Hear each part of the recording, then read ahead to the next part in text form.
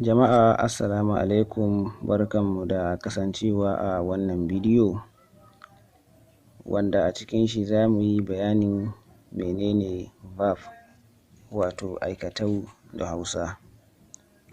Idan aka ce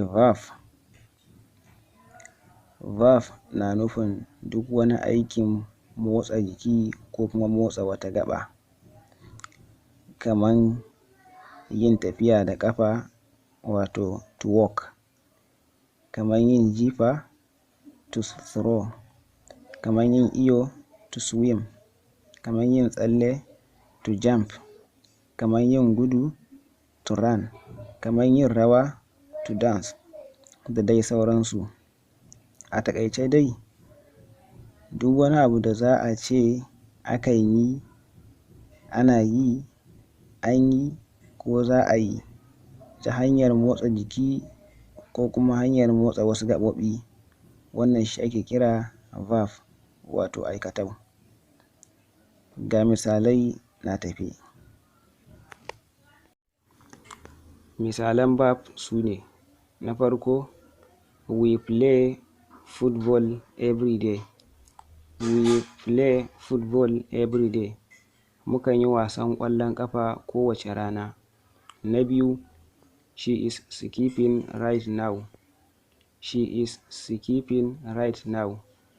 Tana yin wasan igiya yanzu haka. Na uku, I kicked the boy. I kicked the boy. Na daki yaron. Yin duka da ƙafa shi ake kira kick. Na huɗu, they ran for 2 kilomita on weekends. They ran for 2 kilomita on weekends. Sukan yi gudun kilomita 2 a ƙarshen mako. Amina is sweeping the room. Amina is sweeping the room. Amina na share ɗakin. Na shida, Aliyu drove to school. Aliyu drove to school. Aliyu ya tuƙa mota zuwa makaranta. The boy was hit by his mother. The boy was hit by his mother. Yaron mahaifiyarsa ta dake sa. We are playing tennis. We are playing tennis. Muna yin wasan ƙwallon mara.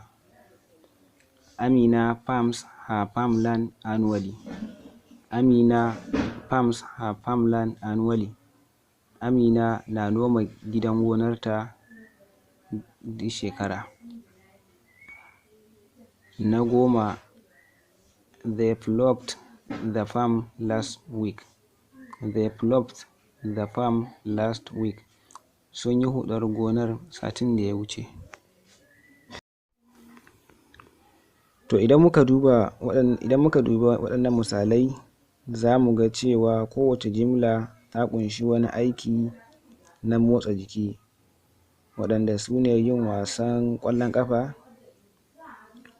yin wasan igiya, duka da ƙafa, yin gudu da kuma yin shara da dai sauransu.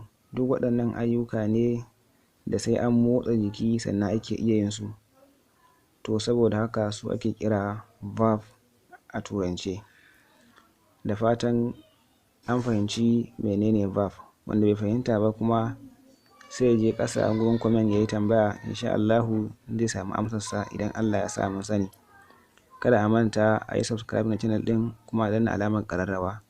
Sannan kuma muna buƙatar a gayyato mana 'yan uwa da abokan arziki su ma su zo su subscribe su amfana da abin da muke wallafawa a shafin nan.